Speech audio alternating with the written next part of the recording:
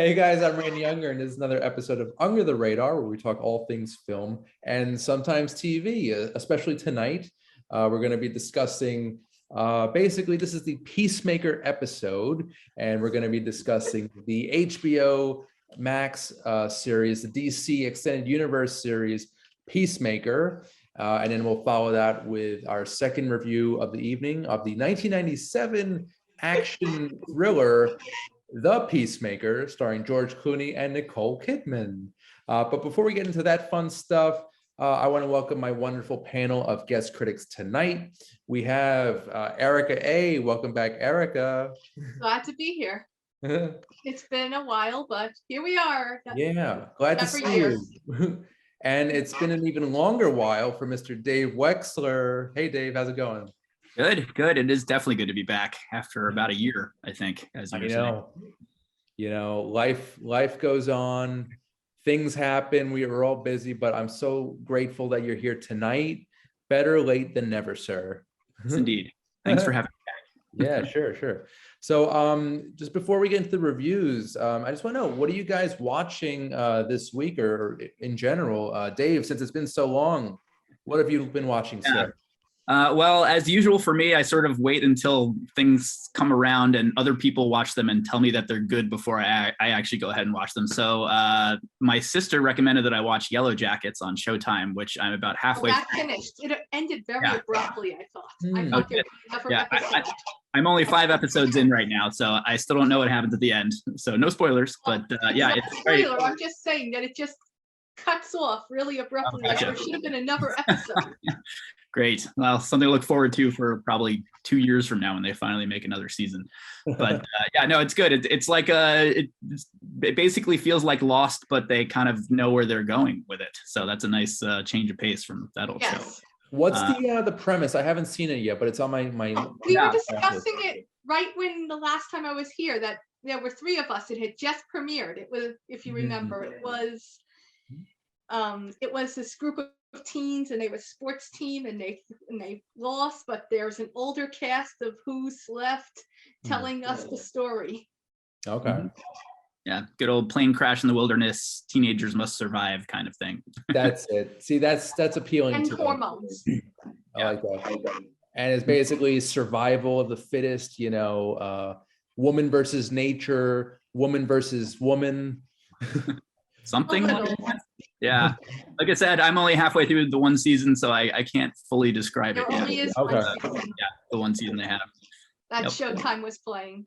Yeah. Cool. I also watched Reacher lately, which I very much enjoyed on Amazon. It was very good. Better or worse than the Tom Cruise movie? I never read the book, so I don't really have a solid base to compare them like to the original, but I actually really liked both the movies and the TV shows for their differences. Even they were both interesting takes on the character that I only knew from the movies and TV shows, or 2 movies and 1 TV show there is. But yeah, I liked it quite a bit. And then also I'm a huge Wheel of Time book fan, so when that series came out a few months ago, I was all over it and was mostly impressed and mostly liked it, but as a hardcore book nerd for that, I have gripes as well. I'll leave it at that. See, all right. Well, you should start your own show. You should do a book review show. It would only be like weird fantasy stuff, probably. Isn't that what most people want to read these days? Apparently, that's what people tell me, but I don't know. Nice. Erica, what do you watch? I know you're big on the DC stuff these days. Yes, the Arrowverse this week returned, and I was like a month of the same 3 episodes showing again and again, and I'm like, okay. And Flash is supposed to come back from its like many months hiatus. I also have been watching other things. I mean, my fantasy stuff and period pieces. I've got Britannia. I've fallen behind though on that. I've been checking out The Gilded Age. I'm not in love with that on HBO. Britannia's epic. I checked out the new show that I don't even remember the name of, but Randy, you're used to that. I never learned the name of anything right. And so pretty much the one where I'll call it the one from Firefly is now in the room, and she keeps talking to the FBI agents, and she does the Basic Instinct leg kick thing. Oh, interesting. the commercial plays constantly, and that's what happens. And I'm like, okay, there's more plot to it, but I'm like, it's exactly what the commercial showed, and so it's not like I'm disappointed, but hopefully it gets better. It just premiered this week. Okay. I've got All Creatures Big and Small. I've been waiting for Sanderson to return, but it isn't coming back till March. They finally put a date on it. Outlander returns in March. I'll be excited for that. I know you love yourself some Outlander. That's like your favorite show. Jamie and Claire. The Revolutionary War is finally coming. Okay. I thought it ended, but it's still going, huh? No, well, they had to stop during the pandemic. They did for 2 years where there was no episodes. They kept giving us these really painful commercials. Outlander's coming. And in between that time, a few of the cast members in real life did this reality show where they traveled around the UK. And it was called Men in Kilts. And you went, is that really the title? And yeah, I'm still asking that. Is that really the title? It's just them in their kilts riding around on a motorcycle or in a truck every week during the pandemic. That is fascinating. Wow. Oh, and speaking of Men in Kilts, and there is a Scottish character. I've been randomly watching Mike Myers clips, SNL skits that he's done. And I started rewatching So I Married an Axe Murderer. Probably gonna rewatch the Austin Powers movies. I don't know why. I just randomly thought, okay, I'm gonna binge watch everything Mike Myers has done. And it's one of the greatest decisions I've made recently. So yeah, on my lunch break, I basically just watch SNL skits on my phone. They're great. They're like 5-6 minutes a piece.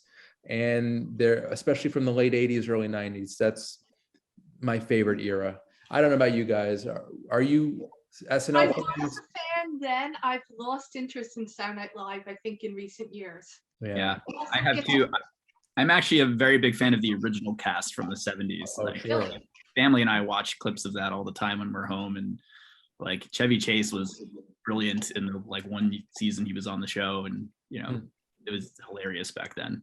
Yeah, except for the power struggle he had with Bill Murray, though. That was a little cringeworthy. But Bill Murray wasn't even original cast. He was like the first new person to join the show after I think it was after Chevy Chase left, wasn't it? I think so. I don't know. I'm not sure the exact timing there, but yeah, I love that era of SNL, and I got into a little bit in the 80s and the 80s cast, I should say, and then slightly when I was in high school in the sort of David Spade era, but since then.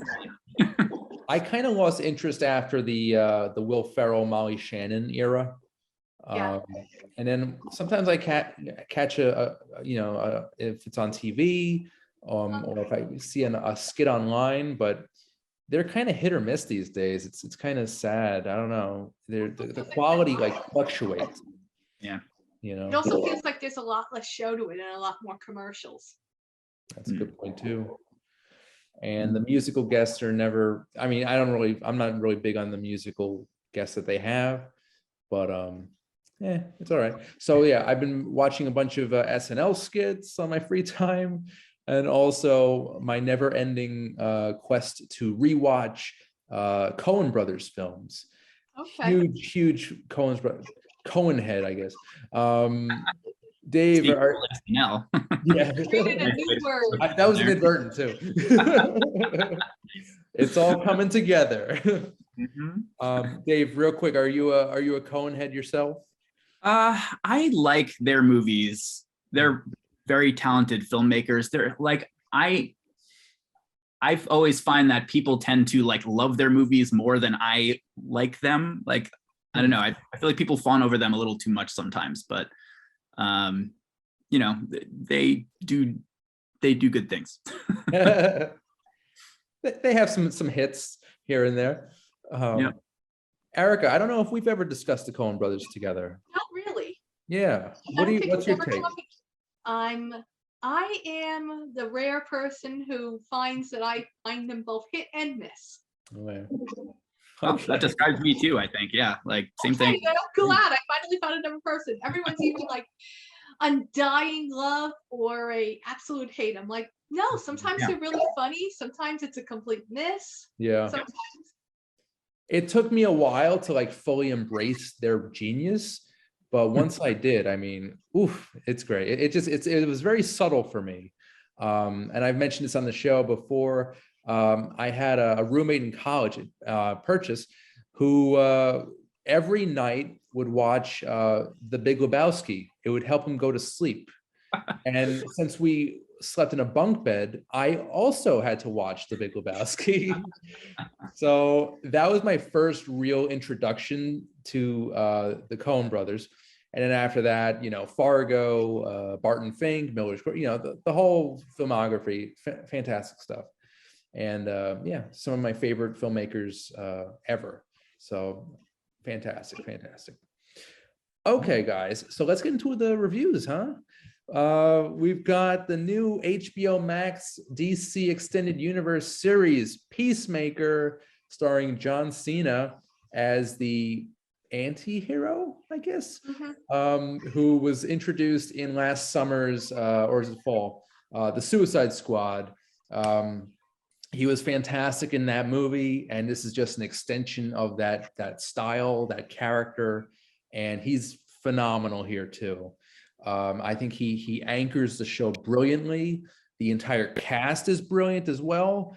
It's exciting, it's funny, it's violent, it's sexy, it's pretty much everything, and one of my favorite TV shows ever made. I think it definitely I say it's the best TV show out there right now. I mean, I don't watch a lot of TV, but this show blew me away. Every episode, you know, is just something new, something more exciting. How are they going to top the previous episode? They managed to do it, and it's just a crazy story. Basically following Christopher Smith around, Peacemaker, as he gets involved with this shadowy task force, which is basically investigating these alien creatures that are basically possessing, taking over the humans of this local area. Kind of like the movie The Suicide Squad, but I don't know, something different here, but kind of similar. I don't know. I think it worked a lot better here. It just felt right. And I just love this series on so many levels. And I'm excited to get into this discussion. Erica, ladies first, what did you think of Peacemaker? I did not love it even half as much as you did. Wow. I do agree that with each episode, it did improve on me. It did go up a level. I did feel the connection. It did have an adhesiveness to the movie. It felt like a spin-off. It wasn't like it went its own direction. But compared to some of DC's other projects, it had nothing on them. It had nothing on Pennyworth, which HBO Max has sort of stolen away from Epic, and they say it was going to be canceled. I think it was doing fine. They aired commercials for it constantly. It had nothing for Young Justice. Young Justice, which was the series right before Peacemaker that just finished, and I was like, no, every episode left me on the edge of my seat. Beast Boy is now popping pills, and they almost killed off Martian Manhunter, and I'm like, every episode I'm like, okay, Peacemaker, all right, this is happening. Yeah, a little better, but not quite what I was hoping for. Wait a minute, Young Justice, wasn't Young Justice an animated series? Yes. Okay, so you're. But I'm just saying DC as a whole. Okay, got you. I'm not saying that live action is separate from animation. Mm-hmm. I'm talking about the writing. Okay, gotcha. But everything is canon. Everything is connected in the DC universe. Okay, because it's kind of like the Clone Wars, right, in Star Wars, how that's sort of like exactly. Yeah, cohesive to the overall story and plot. But I mean, I did enjoy the characters and I enjoyed the cameos. I'm not going to say more; those are spoilers. Right. Sorry, the ones guys. at the beginning and the ones at the end. No I should spoilers. have mentioned. I mean, I don't know. Should we do spoil? No, people are still watching it at home. Let's spoiler free, Dave. Spoilers free. All right. I mean, all right. No spoilers from the spoiler in the first episode who appears to the spoilers at the end in the final episode. Right. I did enjoy his best friend and Hawkeye. No, eagly. Eagly. Love Hawkeye Eagly. is Sokka's eagle on Avatar. Never mind. Eagly. Eagly. Yes, please. More eagly. It's But pretty yeah. good. All right. Well, Erica, that's your opinion. I respect it. That's cool. And I honestly, I'll admit, I need to get more up to date with the DC TV shows. Definitely Pennyworth. Well, when Yeah. Pennyworth switches channels and it's actually accessible to everyone, because I have actually never met another human being who watches Epic. Mm. I talk about Sanderson, I talk about Britannia, I talk about Pennyworth, I talk about all kind Condor. I was like, duh. That's what I was watching. And I'm like, all kinds of things. And one friend was like, I want to watch Sanderson. And she was like, oh, I can only get the first 3 episodes. Mm. Well, Pennyworth is on HBO Max, I believe, right? It did switch over. Okay. Yeah, I it's had on it there. recently. Pretty, yeah, it's Okay, on and there. the third season was already in production, so it should be dropping soon. Cool. All right. Dave, Peacemaker, thoughts? Well, first I'll just say, by the way, Erica, I always sort of just in my own head, even if it's not true, considered like DC animation totally separate from DC live action, because the animation is so freaking good. I just can't like picture that the people who made some terrible live action movies are like part of the same system. But you know, I'm sure they are. It's just my way of coping with the fact that the animation is so good and the live action has been meh over the years.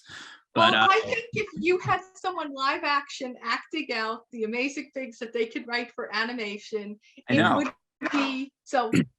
That's how it makes you wonder why they can't do that. You know, let's like just take the writers of the animation and let them write something live action. All will be good. Like, I don't know. And it's why in crossover events you can ask a voice actor to randomly have their voice recorded. Like the Arrowverse's multi-crossover event a few years ago before Arrow went off, when they had the Monitor versus Anti-Monitor. They also had voice actors who randomly were there. Cool. Yeah. But yeah, so Peacemaker. So when I saw the Suicide Squad, I loved it. I was like, this is what the first movie should have been. James Gunn knows what he's doing with material. This is great. Like, I freaking loved it. I thought John Cena stole the show almost as Peacemaker. He was freaking hilarious in the movie. But I will say, like, you know, I mean, I feel like it's been long enough for a movie spoiler. Like, you know, he, like many of the Suicide Squad members, doesn't make it through the end of the movie. And I was kind of glad. I was like, he's kind of a dick, and that's sort of what makes him a great character in this movie. But I was kind of glad when he died. I'm like, all right, you know, like he died in a totally appropriate way in the movie. It was this great sort of final shootout. And, you know, and then the sort of post credits come around and it's like, oh, he's the one who survived. Like, after James Gunn, like very purposely at the beginning of the movie, like killed off like 3/4 of the people that were, you know, hailed as being in the movie. Like, you know, as he said, setting the stage that, like, you know, everybody's fair game and everybody could die. Like, Peacemaker's the one who somehow comes through at the end as like actually surviving when, you know, we thought he was dead. And I was like, all right, that's a little sort of cheesy. It feels like sort of copping out a little bit. But, you know, I understand why they did it sort of from the business side of you, because, you know, John Cena, like I said, was amazing. And like, of course, they're going to try to do a TV show with him now because he was so great in the role. And so I was a little sort of like sour on the show when I first started watching it, because I was like, Peacemaker of all the characters. And then like 2 episodes in, I was like, this is fantastic. I was like all on board immediately, mostly because like John Cena keeps that charisma going as the character. Like, he's such a perfect Peacemaker. And like, on top of that, the show does a really good job of giving that character depth that you don't really get, you know, because he's sort of there for like, you know, comic relief playing off of Idris Elba in the movie. Right. But as his own character, like, they nailed it. Like, they really wrote his character well. They gave you very good glimpses into his background that sort of explained his sort of, you know, life philosophy, and, you know, that sort of, I think, I think one character in the show called it like a neo-libertarian fascism or something. It's like, yeah, that sounds about right. But it shows you where it came from, but also shows you him like sort of changing his opinions as he's interacting with other people and like becoming friends with the people on his team.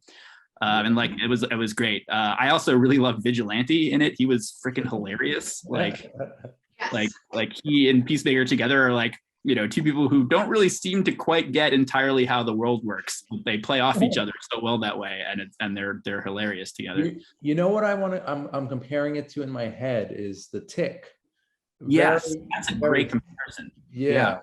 And kind of that same like tongue-in-cheek humor. Yeah, it's great.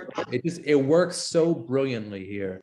And I could even see, I mean, I know they did a live action, they did a second reboot of The Tick a couple years back, but I only caught a couple of those episodes. This show, it was okay. It wasn't terrible. It wasn't great. Yeah, I think this blows that out of the water, in my opinion. Yes. But yeah, they call Peacemaker a jingoistic killer, and basically he wants freedom and peace, no matter how many people die for it, men, women, and children. So it's kind of a warped view of fighting for what's right, but yeah, is it really fighting for what's right if he's killing people? I don't know.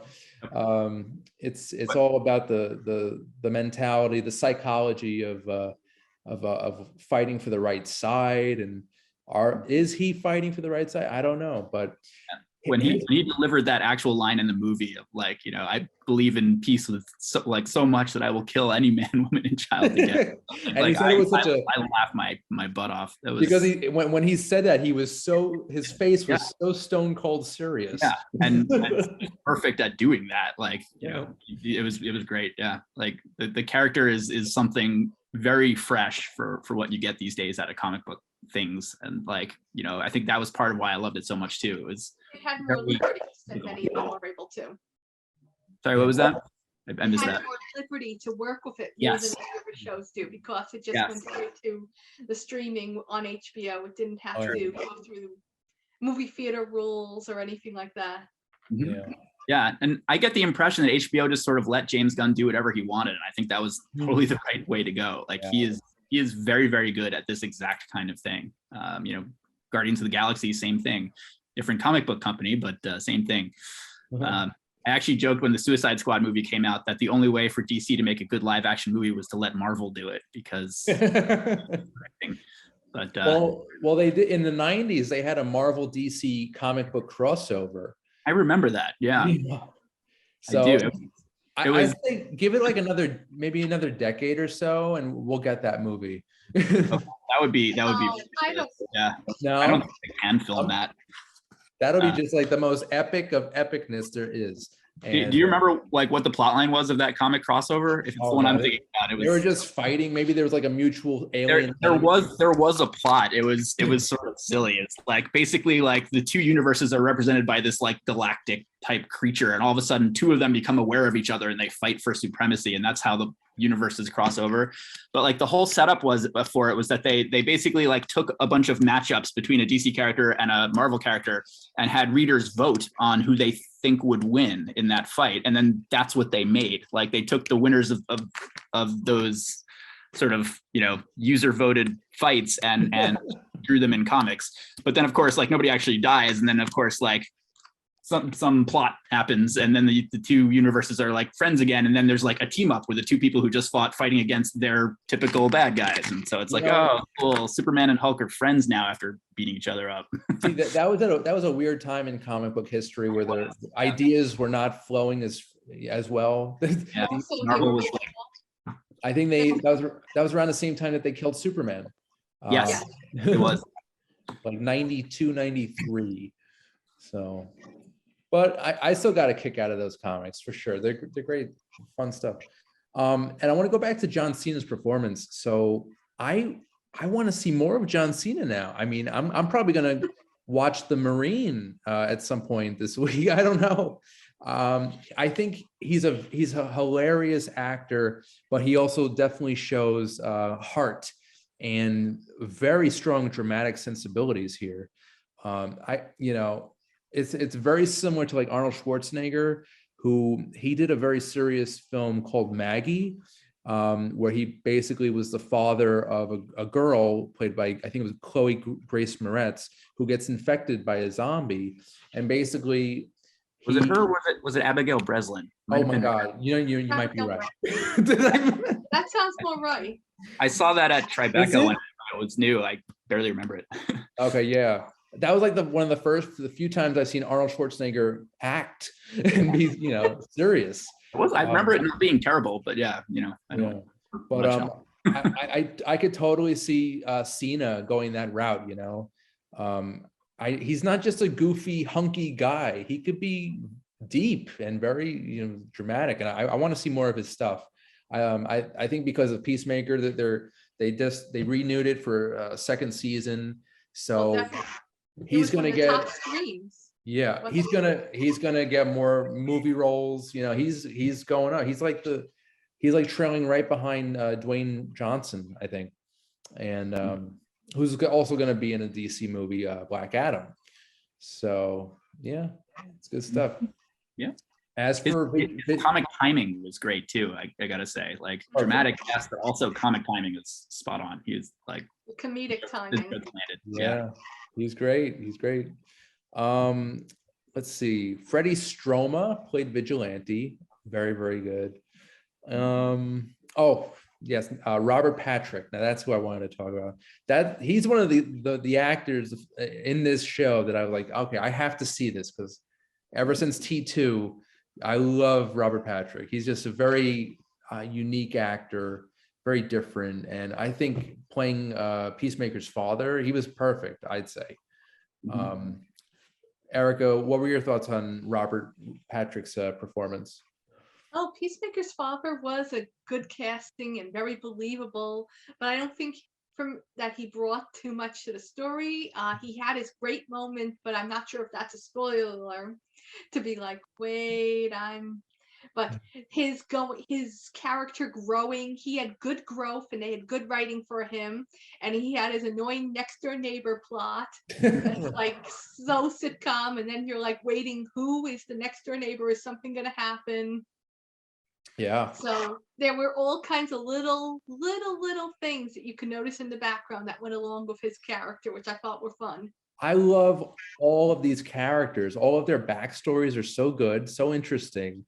They could pretty much do a show for each and every one of these characters, I think. No, I think that would destroy them. You need all the different caricatures bouncing off of each other to really work, I think.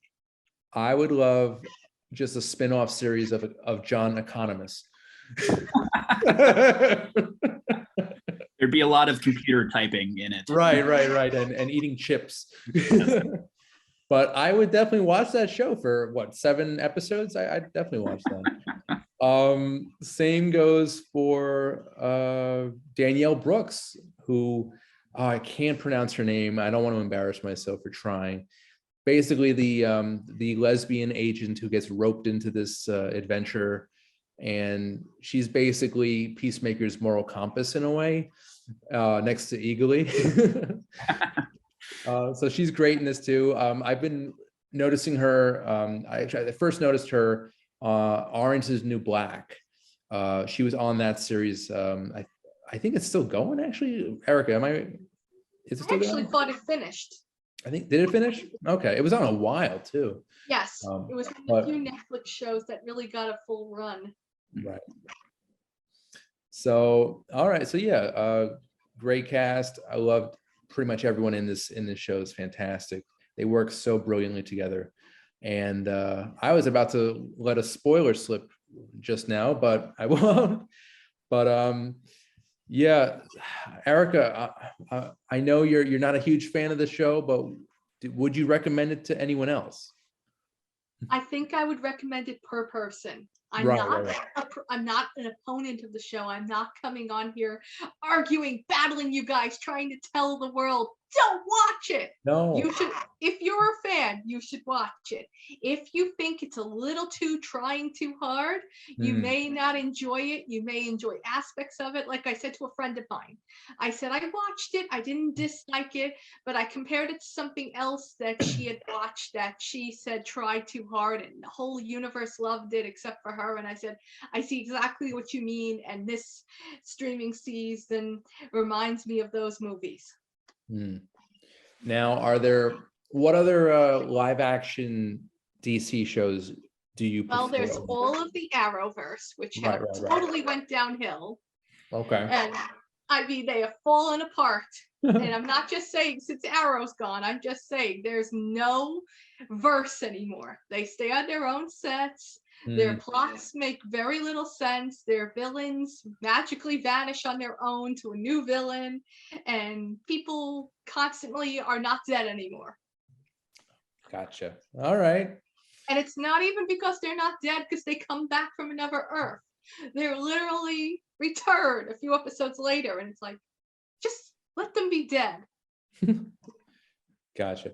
Is there a DC character that you would like to see on screen that hasn't been depicted already? Sure. I mean, I'd be curious to see the Lanterns. I know they're coming. I don't know if they're going to come in live action or not. I mean, some of the ones that are more alien, I wish they didn't have to be CGI'd. I wish that you could get some real great costume and makeup design and really see them come to life for real.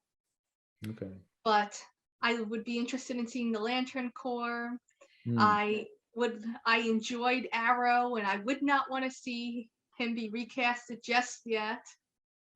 I did like the DCEU's Flash more than the Arrowverse's Flash. Yeah. And I did enjoy. I was going to say, and I did enjoy some of DC Universe's own streaming shows when their streamer ended and all the shows moved to HBO Max. Right. I really love Doom Patrol. I thought that was Doom Patrol was an interesting show. Yeah. Who's your favorite character on Doom Patrol? Ooh. Yes. I don't know. I got a soft spot for Brendan Fraser just because of the era. Because he's Brendan Fraser. I know what you mean. Right, yeah. He's very good.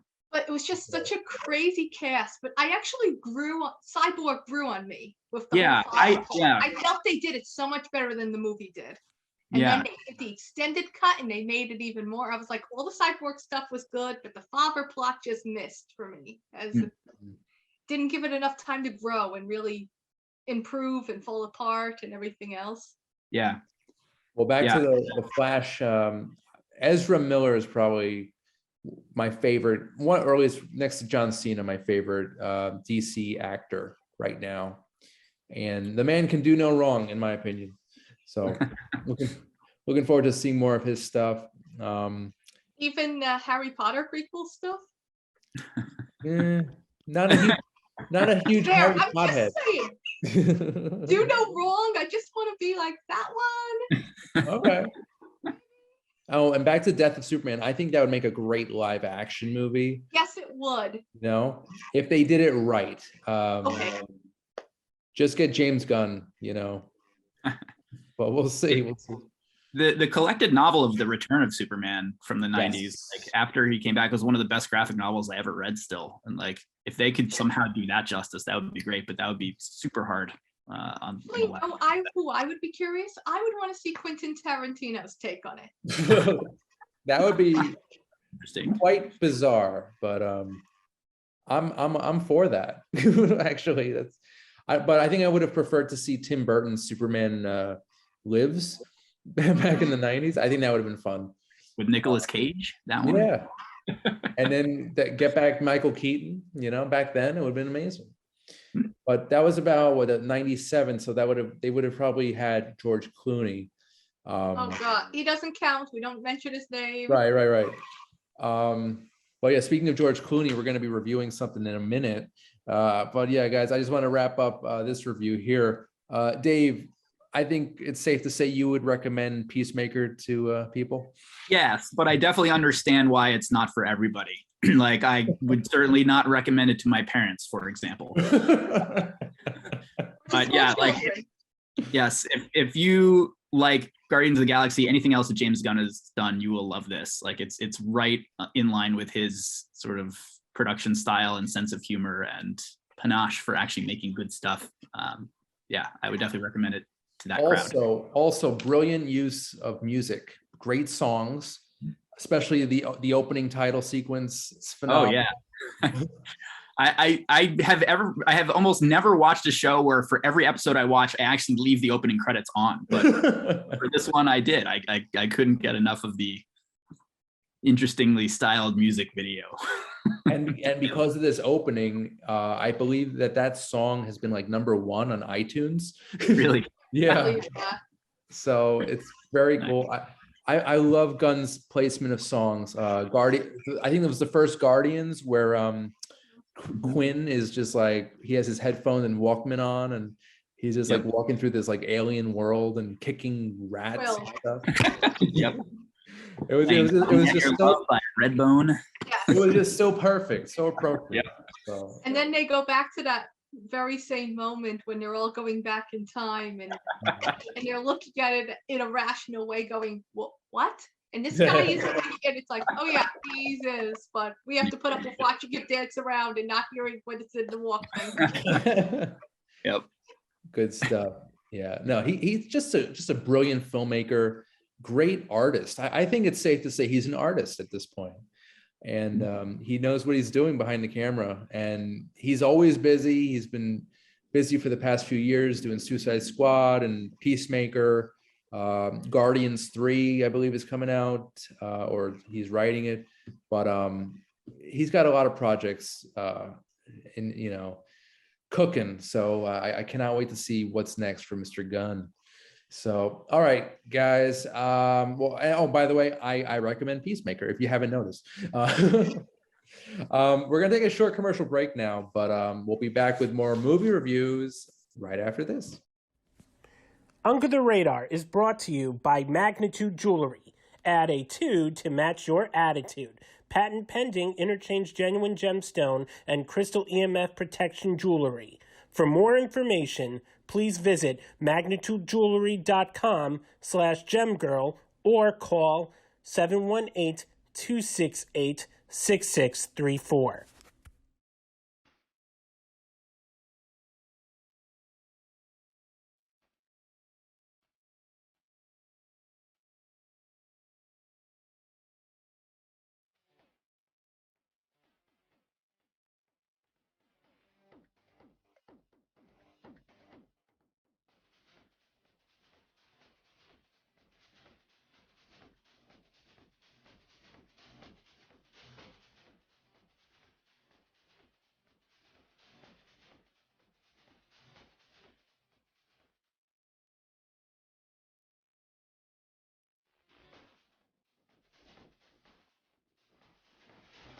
Hey guys, welcome back to the show. Randy Unger, Under the Radar.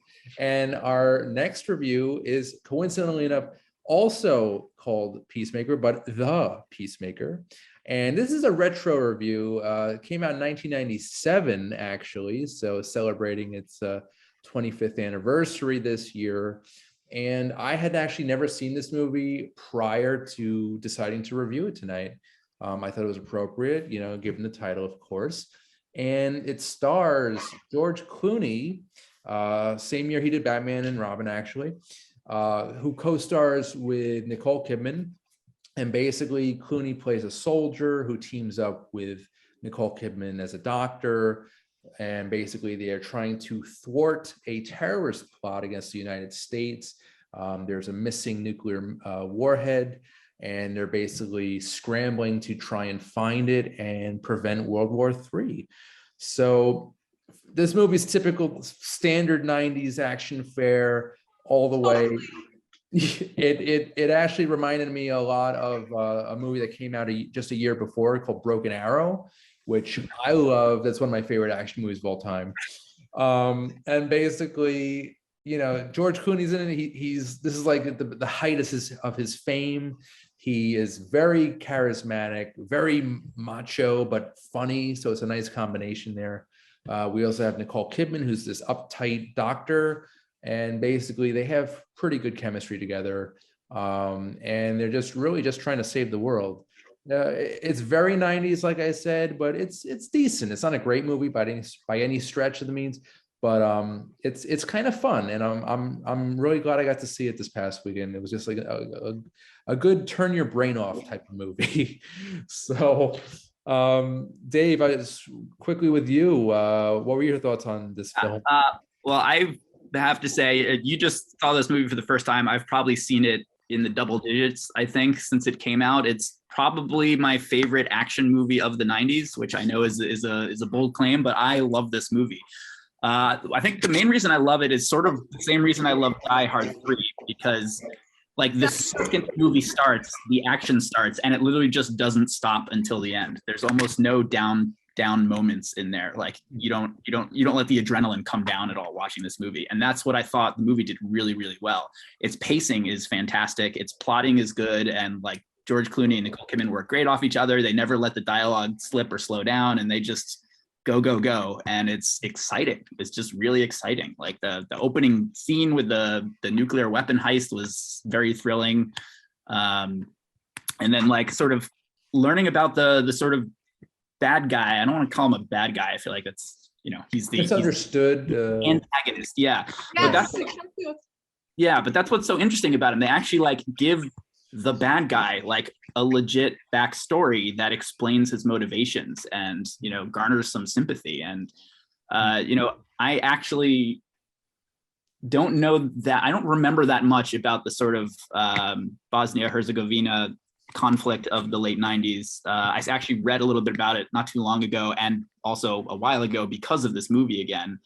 And there was a lot of bad stuff going on in that part of the world, like attempts at genocide and things like that, and that affects people very greatly, as one would imagine, to put it very mildly.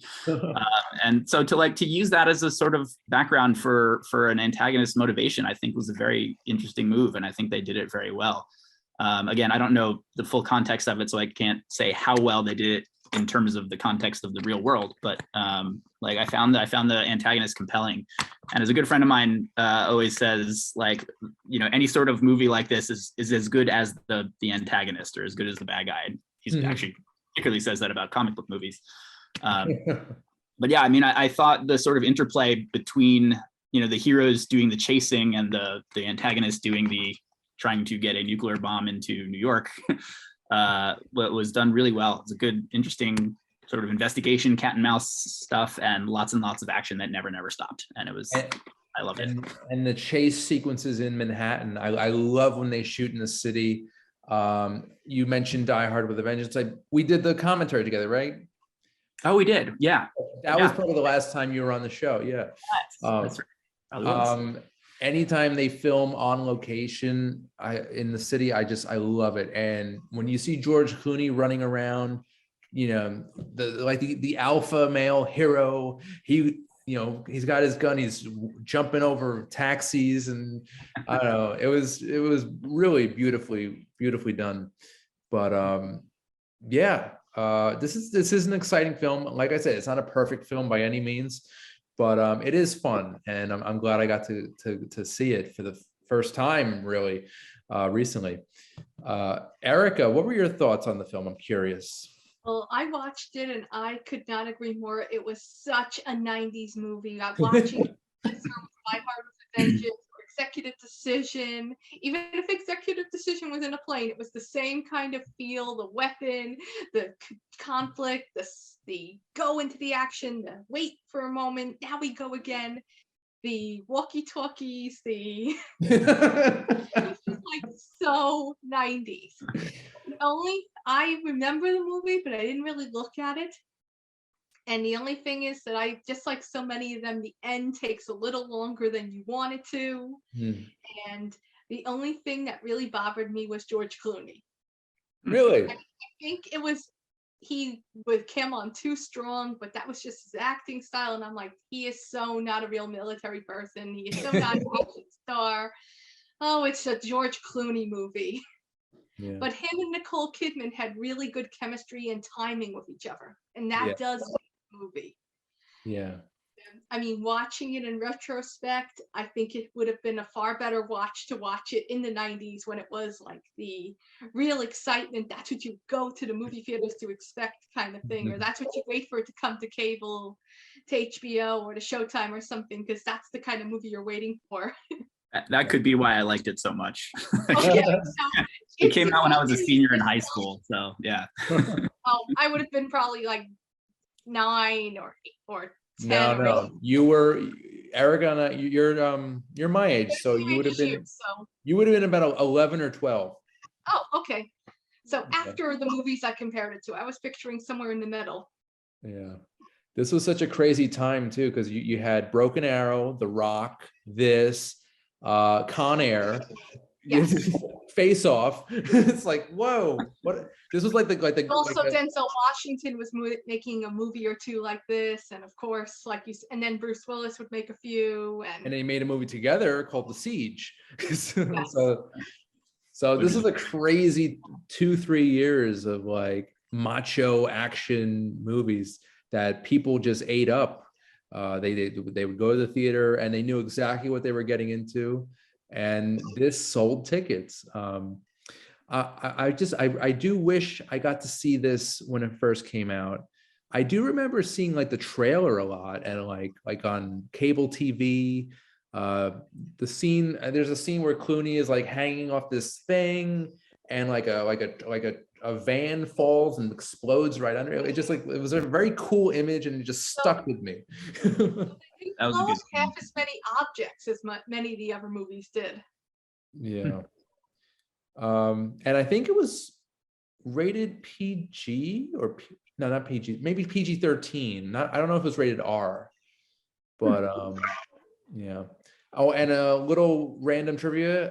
So Clooney played Batman the same year, and then 2 years prior, Nicole Kidman was in the third one. Batman Forever. So interesting. Yep. One of those didn't kill the franchise, though. Yeah, but Nicole Kidman didn't really help much. I don't think she brought anything positive or negative to it.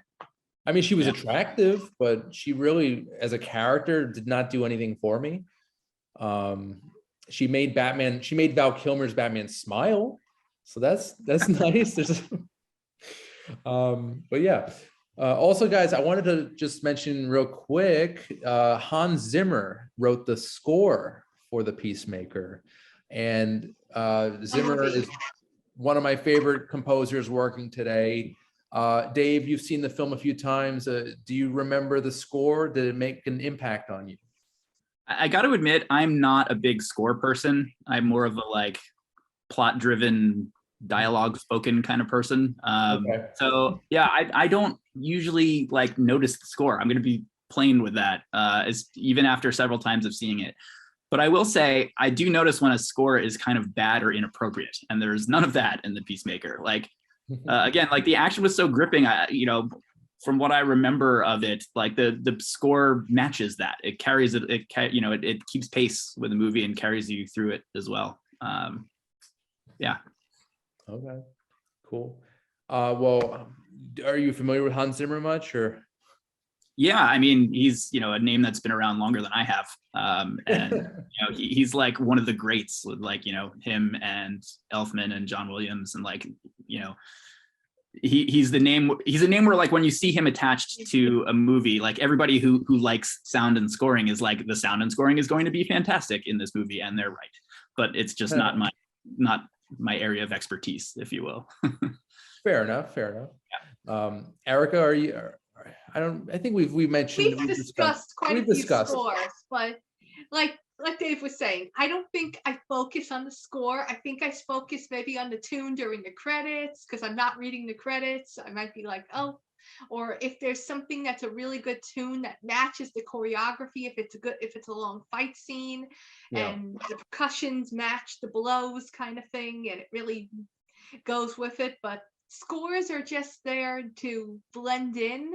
And so, like he was saying, if it's a bad score, you're going to notice.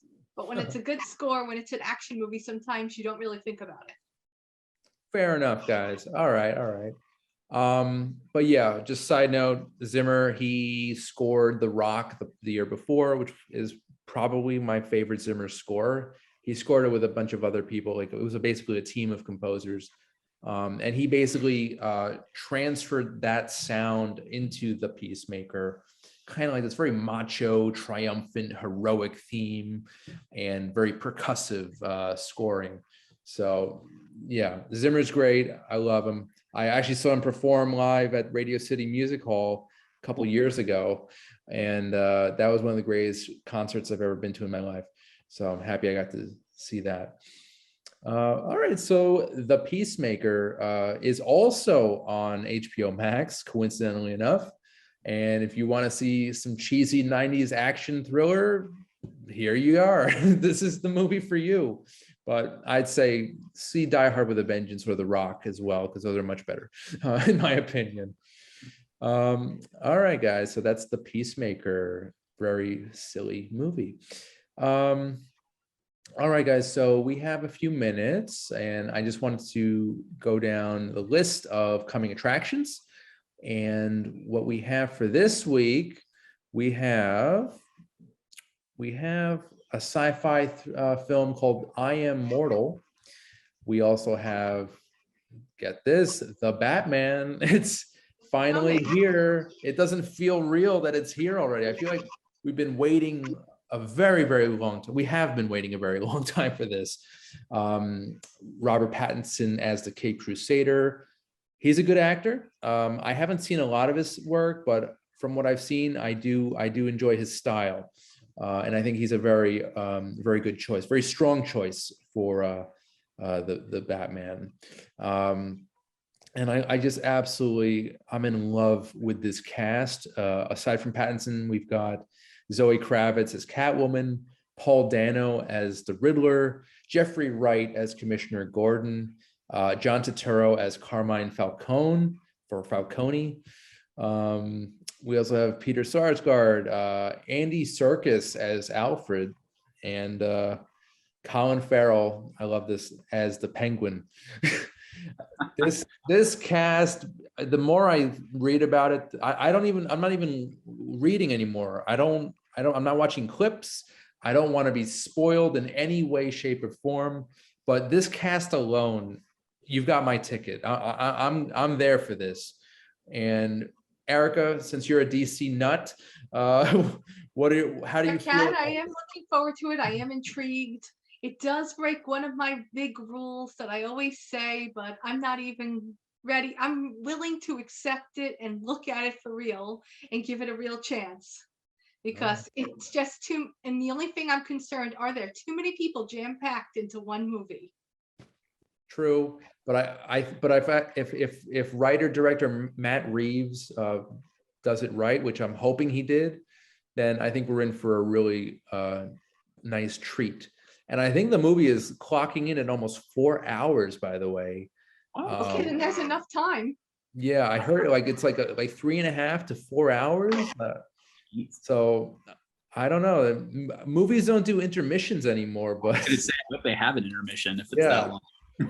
I mean, I always have to go to the bathroom in the middle of it, but I just run to the bathroom and run back so I don't miss anything. TMI. Dave, what are your thoughts on the Batman? Are you excited? I got to admit, I'm not super excited about it, but I think it's just because I'm sort of Batmaned out. There is a little bit of an overload. Yeah, after the Christopher Nolan ones were so good, and then the next step was to integrate Batman into the DCEU, and then now almost right away they're like, actually we're going back to sort of year one stuff, and it's just kind of already that feels like something they should do a decade from now when the DCEU is sort of simmered down a little bit and something like that. But so I had a hard time getting motivated for it. But the last trailer I saw looked way better than the other ones to me. And I was like, okay, it looks like it's got some sweet visual stylings going on. And I do like the cast too. I think Robert Pattinson can actually do a really good job as Batman. I hadn't really seen him in anything until Tenet, but I really liked him in that. And as soon as I saw Tenet and heard he was Batman, I was like, okay, I can see it. So, I think he'll do a good job as a younger Batman. Yeah. But yeah, I don't know. I don't think I'm going to see that one on opening day, but I'll get to it eventually because I end up seeing everything comic book related. So. All right, good to know. My only criticism so far from what I've seen, the Riddler's costume design, it's like a burlap sack, like a hood, like a hazmat, like a green hazmat suit. It just it's supposed to be a take on the Zodiac Killer, I believe, and it just does not work for me at all. I want the classic Frank Gorshin 1996 Riddler, or even to an extent, Jim Carrey's Riddler. You know, he's very slim, and but this I can't get behind it. I mean, maybe when I actually do see the movie, it'll make more sense and I'll appreciate it. But right now, the Riddler costume does not do it for me. He'll get multiple costumes. I mean, like Frank Gorshin, I believe he had at least 3 different things. He had the one piece, he had the suit, and then he had a totally different suit. So hopefully we'll get the suit at one point or something else. I hope, because Paul Dano would look perfect in the suit, because he's tall and slim. So I think he'd rock that suit, definitely. Colin Farrell as the Penguin. I don't want to see anything else, because I'm so excited to see his scenes. And also the Batmobile is now like a very sleek muscle car, which makes sense.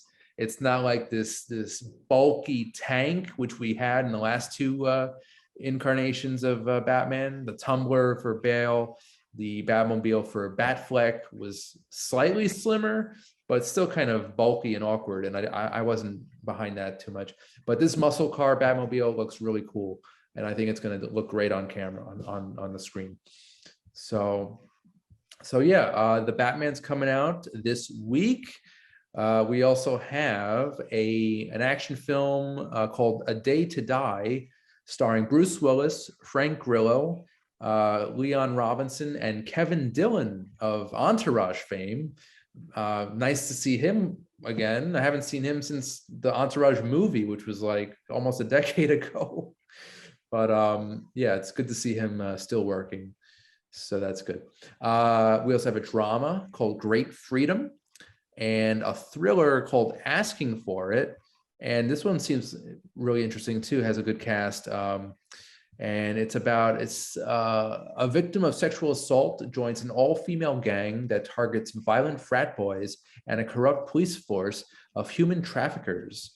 And we've got Vanessa Hudgens, Ezra Miller, Demetrius Shipp Jr., Alexandra Shipp, Kiersey Clemens, Gabri Sadbib, Luke Hemsworth. It's actually a really good cast, and I'm interested in seeing that. We might review that in the future. We'll see. So yeah, guys, that's what's coming out this week. Anything grab you, Erica? Anything you want to see? I'll probably see the Batman movie at some point. Not when it first comes out, but hopefully while it's still in theaters, I'll be free and I'll be able to get there at some point. Yeah, same. And yeah, and with the state of things right now, it's a little tough to get into a theater, and just it'd be good to go to a theater that isn't crowded, obviously. Yes, I've only been to one thing in theaters lately. Out right now was like my first time to theaters. I'll tell you, a couple weeks ago, I went to see they re-released Raiders of the Lost Ark. For just like, I think it was a one night only thing, and it was my first time seeing it on the big screen, and amazing. The only Indiana Jones movie I have not seen yet on the big screen is Temple of Doom. So hopefully I'll cross that off my bucket list eventually. Dave, how about you? Anything other than the Batman that grabs you? I honestly haven't heard much about any of the rest of them. However, I will say, after seeing Boss Level, I think on Hulu, I am a big Frank Grillo fan now, so I will probably go look that one up and check it out if it looks good. Yeah. But if you have Boss Level, he's surprisingly good as a sort of like, lead action hero type. The only other thing I'd seen him in was in the MCU as the strike team leader guy. So I've never really been impressed by his work. I just think he's this kind of stock macho actor, but he was actually really funny. I believe it was The Hitman's Wife's Bodyguard. Okay. I think he played like an FBI agent or something, and he had like very similar to John Cena's sense of humor, kind of just like a straight face, but just very zany at the same time. So yeah. Boss Level is sort of like that too. Like okay. He's a bit more expressive than it sounds like you just described him, but like he does comic timing pretty well too, and he's a good action figure type. Yeah. So. That's cool. Um, so okay, so that's what's coming out this week. And yeah, some good movies, but compared to the Batman, I can't really say I'm excited to see much else. But yeah. All right, so we've come to the point of the show where we're gonna do plugs. Erica, is there anything you want to mention? Any projects you're Right working now, on? I'm still in the thing that I'm working on. I'm only here for a few days. I'll see you guys soon again. It's almost over, and then I'll have things hopefully. I'll have other things that are more in my field. Can't really go into details about it. Okay, cool. Well, Erica, you're always welcome back. You know that. And Mr. Wexler, sir, anything you want to promote tonight? No, don't really have much going on. Still waiting the rebirth of the world when COVID sort of, quiets into the background a little bit more. Will be more worthy of talking about. We shall see. All right. Well, again, you as well. You're always welcome back on the show anytime you want. Thank you, sir. Yes, sir. All right, guys. So that about does it. I just want to mention real quick. You can check out new episodes of Under the Radar on Manhattan Neighborhood Network.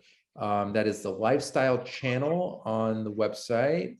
You could also watch the show on cable TV on channels FiOS 34, RCN 83, and Spectrum 56 and 1996. And as always, feel free to visit the Under the Radar YouTube channel, subscribe, share, spread the word, spread the love. And yeah, Erica, Dave, thank you. Thank you. This was an amazing show as always. And I want to thank you for your time tonight. This was a lot of fun. My pleasure. Happy to be here. Cool, guys. Well, stay safe, and I'll talk to you guys soon. Everyone watching at home on your devices, thank you so much. I'm Randy Unger. This has been Under the Radar. We'll see you next time. Take care.